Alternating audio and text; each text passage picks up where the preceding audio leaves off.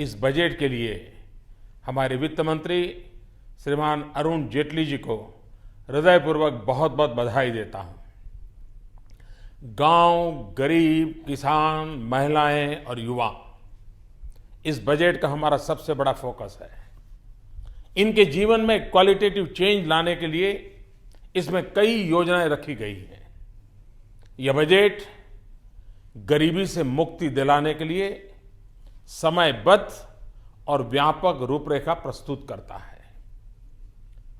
किसानों की आय को दुगुना करने की दिशा में इस बजट में कई अहम कदम उठाए गए हैं। उनमें से एक महत्वपूर्ण कदम है प्रधानमंत्री कृषि सिंचाई योजना, जिसके तहत निवेश में अभूतपूर्व बढ़ोतरी की गई है और हर खेत को पानी पहुंचाने की दिशा में एक बहुत बड़ा प्रयास है। गांव के विकास में बिजली और सड़क, इस महत्व को मैं और आप हम सब जानते हैं। इस बजट में 2019 तक देश के हर गांव को सड़क से जोड़ने का एक बहुत बड़ा अहम संकल्प है। प्रधानमंत्री ग्राम सड़क योजना में अब तक की सबसे बड़ी धनराशि का आवंटन किया गया है। साथ ही साथ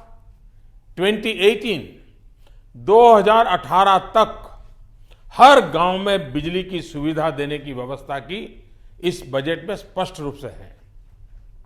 इससे ग्रामीण अर्थव्यवस्था को एक नई ऊर्जा मिलेगी, गति मिलेगी और सामान्य मानवी के जीवन में बहुत बड़ा बदलाव आएगा। हम ये साफ जानते हैं, गरीब से गरीब को पूछो, सामान्य से सामान्य व्यक्ति को पूछो, उसका एक सपना होता है अपना घर। हर गरीब का सपना है अपना घर। मिडिल क्लास हो, नियो मिडिल क्लास हो, उसका सपना कैसा पूरा करेंगे? सरकार की मदद के बिना संभव नहीं है। और इसलिए इस बजट में वो सारे प्रावधान किए गए हैं जिसके कारण हाउसिंग सेक्टर को बल देगा और सामान्य से सामान्य मानवी को घर देगा। इसके अलावा किराए के घर में रह रहे लोगों को किराए की राशि के ऊपर भी इनकम टैक्स में छूट में बढ़ोतरी की गई है। 5 लाख तक की आय वाले व्यक्तियों के लिए आयकर में कमी की गई है। हमारे देश में गरीबों के नाम पर राजनीति बहुत हुई। आप यह जानकर के चौंक जाएंगे कि गरीब मां अपने बच्चों का खाना बनाने के लिए जो चूल्हा जलाती है, उसके कारण उसके और उसके बच्चों के स्वास्थ्य पर गंभीर खतरा पैदा होता है। जो इस विषय के एक्सपर्ट हैं, जानकार लोग हैं, उनका कहना है कि चूल्हे के कारण, उस धुएं के कारण गरीब महिला के शरीर में एक दिन में 400 सिगरेट का जो धुआं होता है, उतना धुआं उसके शरीर में जाता है। ऐसे गरीबी की रेखा के नीचे जीने वाले करोड़ों परिवारों को इससे मुक्ति दिलानी है। और इसलिए ऐसे गरीब परिवारों को मुफ्त में गैस कनेक्शन देने का एक बड़ा ही महत्वपूर्ण निर्णय हमने किया है। 5 करोड़ गरीब परिवार जो आज चूल्हा जलाते हैं, उन्हें धुएं से मुक्ति मिलेगी। गरीब के स्वास्थ्य को लाभ होगा और पर्यावरण की भी सुरक्षा होगी।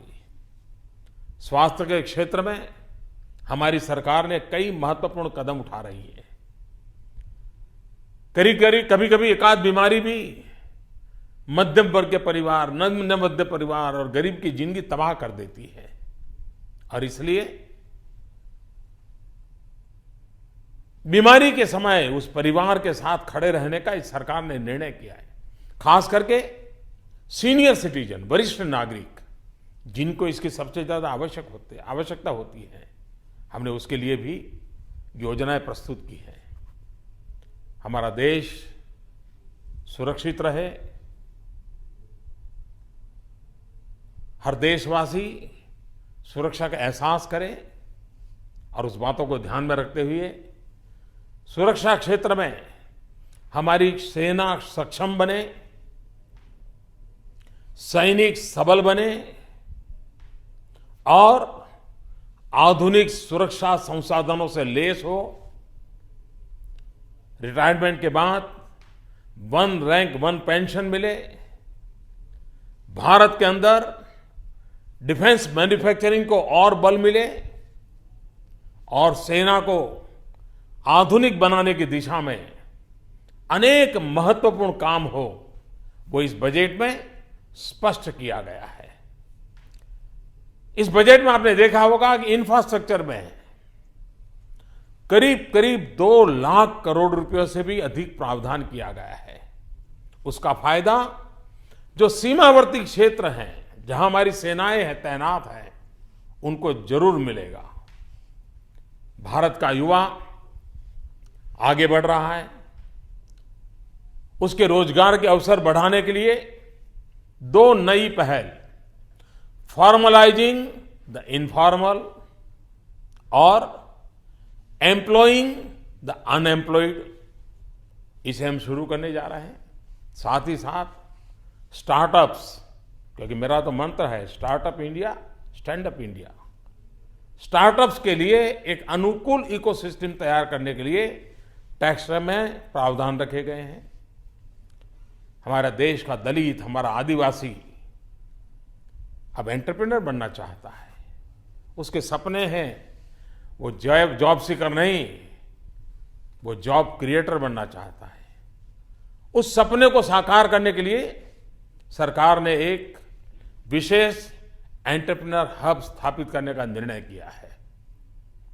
देश का युवा वैश्विक चुनौतियों का सामना करे और उसे शिक्षा और तालीम के क्षेत्र में वैश्विक स्तर के अवसर मिले, इसके लिए पुराने कानूनों के नियमों को और बंधनों से हमारी शिक्षा दब गई है। उसे ऊपर उठाकर सरकारी और निजी क्षेत्र में 10-10 इंस्टीट्यूशंस को वैश्विक स्तर पर लाने के लिए एक चैलेंज रूट के द्वारा चुना जाएगा। शिक्षा और एजुकेशन के क्षेत्र में ये बहुत बड़ा अहम सुधार है। उनको आर्थिक मदद भी दी जाएगी और एक बार उच्च शिक्षा संस्थान का कंपटीशन का माहौल बनेगा। आप कल्पना कर सकते हैं कितना बड़ा परिवर्तन आएगा। लेकिन साथ साथ प्राथमिक शिक्षा, इसका भी उतना ही महत्वपूर्ण है।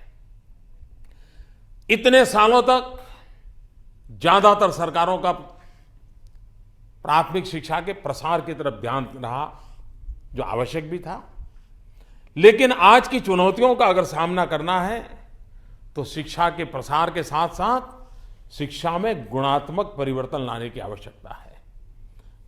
गुणवत्तापूर्ण शिक्षा मिले, दूर सुदूर गांव में रहने वाले बालकों को भी गुणवत्तापूर्ण शिक्षा मिले, उस पर हम बल दे रहे हैं। और उसके लिए इस बजट में गुणवत्ता पर बल देने वाले विषयों को प्राथमिकता दी गई है।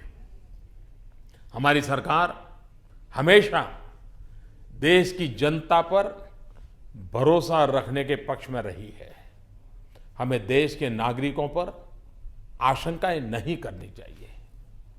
इनकम टैक्स डिपार्टमेंट के लोगों ने उनके प्रति सम्मान का भाव रखना चाहिए और इसीलिए इनकम टैक्स डिपार्टमेंट की जो जटिल प्रक्रियाओं से सामान्य नागरिक को गुजरना पड़ता है, उसको मुक्ति मिलनी चाहिए।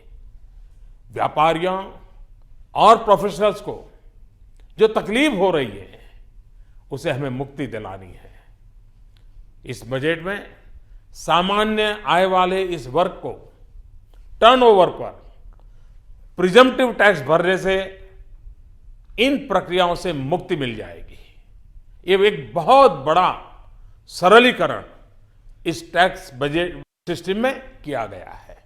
मैं फिर एक बार श्रीमान अरुण जेटली जी को बधाई देता हूं और देशवासियों को विश्वास दिलाता हूं कि ये बजट आपके सपनों के करीब है।